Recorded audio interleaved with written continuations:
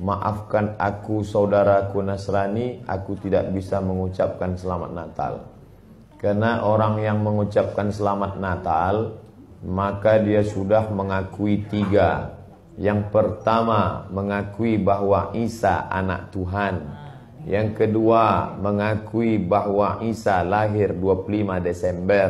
Yang ketiga, mengakui bahwa Isa mati di palang salib. Ketiga-tiga ini dibantah oleh Al-Quran.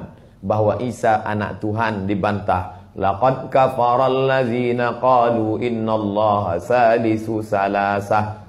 Kafirlah orang yang mengatakan Isa Trinitas dan anak Tuhan. Tentang Nabi Isa lahir tanggal 25 Desember dibantah. Ketika Maryam memegang Isa, tidak ada makanan karena terlahir di tepian kota. Allah memerintahkan menggoncang pangkal batang pohon korma. Tusakit alaiki rutaban jania, gugur buah korma yang mengkal. Buah korma mengkal ada pada musim panas bulan Juli Agustus. Ketika Isa lahir, kambing-kambing sedang digembalakan di padang rumput. Sedangkan bulan 12 rumput tidak tumbuh karena tertutup salju. Maka 25 Desember bukan hari kelahiran Isa, tapi hari raya merayakan Dewa Mitra, Dewa Matahari, yang diambil oleh Kaisar Konstantin dari Konstantinopel.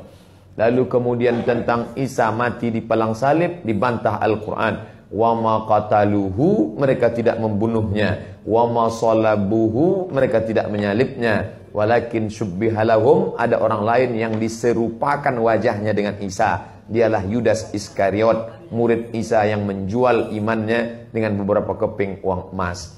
Saya punya kawan Kristen Masehi, tapi dalam masalah hubungan baik, masalah ngasih makanan, masalah beri pakaian, oke. Tapi kalau sudah terkait dengan akidah, wala ana abidu ma'abadtum wala antum abiduna ma'abud lakum dinukum waliyadin. Tentang masalah tahun baru, apakah 1 Januari itu bersih, tidak ada hubung kait dengan agama? Maka tidak benar. 1 Januari 2018 Masehi, seolah-olah Masehi terkait dengan Al-Masih Isa alaihissalam.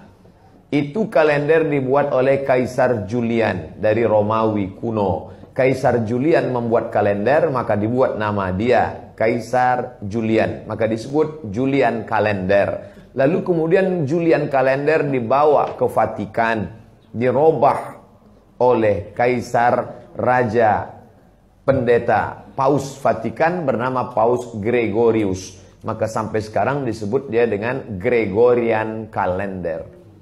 Lalu kemudian ketika terbentuk PBB, United Nation, Persatuan Bangsa-Bangsa, bingung mau pakai kalender apa? Di dunia banyak sekali kalender. Maka diseragamkanlah, dipakailah Gregorian kalender. Yang sebelumnya kita kerajaan Pasundan, kerajaan Demak, kerajaan Riau, Sendripura itu pakai kalender Hijriah. Termasuk Yogyakarta pakai kalender Saka, karena Sultan Agung Jawa mengkawinkan antara kalender Jawa dengan kalender Hijriah. Karena ingin mendamaikan antara Jawa dengan Islam. Maka setiap menyambut tahun baru Saka sekaligus menyambut tahun baru Hijriah.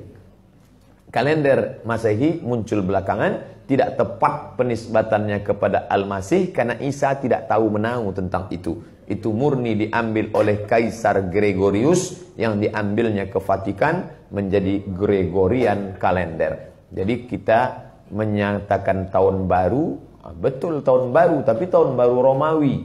Tahun baru Romawi, jangan kaitkan kepada Isa alaihissalam. Dia masih terkait. Adapun tahun baru Jepang tak ada terkait dengan akidah. Nah ini tahun kalender yang baru. Tidak meyakini bahwa dengan kalender yang baru ini nasib berubah menjadi baru. Siapa yang asap malam itu paling banyak mengepul ke atas, maka rezekinya yang paling murah. Lalu membakar ayam sampai 2000 ekor. Nah, oleh sebab itu saya anjurkan anak-anak muda, remaja-remaja masjid, tanggal 31 malam tanggal 1 setiap masjid semuanya buat kajian, iktikaf, zikir, muhasabah supaya jangan keluyuran ke sana kemari. Hanya 2 saja. Anak-anak muda pergi ke masjid mulai jam 10, jam 11, jam 12, jam 1, jam 2 atau habis isya tidur. Saya nggak bisa tidur Pak Ustadz. Biasa malam kalau nggak bisa tidur, habis isya makan Antimo 2. Nguap tidur langsung. Itu saja. Adapun nanti Ustadz malam tahun baru apakah buat muhasabah di masjid? Enggak. Saya berangkat 28, 29 umroh, maka tahun baru di Madinah. Tahun lalu juga begitu.